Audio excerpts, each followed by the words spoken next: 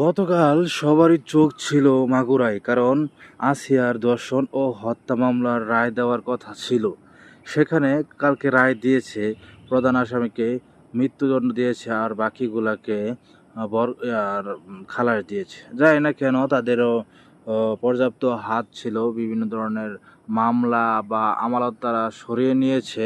তাদেরকে আবার তদন্ত করে এটা রায়ের অন্তর্ভুক্ত করা হোক, কারণ বাংলার বুকে যাতে শিশুদের শরীরে হাত দিতে কোনো নরপিশাচের হাত কেঁপে ওঠে এমনভাবে তাদেরকে শাস্তি দেওয়া হোক, আর যার মৃত্যুদণ্ড প্রদান করেছে তাদের রায়, তাদের কার্যক্রম তাড়াতাড়ি প্রকাশ করুক, তাদেরকে তাড়াতাড়ি ফাঁসিতে ঝুলিয়ে কার্যক্রম প্রকাশ করুক। তাহলেই হয়তো বাংলার বুকে কোনো শিশুকে হাত দেওয়ার আগে অথবা দর্শন করার আগে বাংলার এই মানুষগুলার হাত কেঁপে উঠুক, এমন রায় প্রকাশ করা হোক বা এমন কার্যক্রম করা হোক।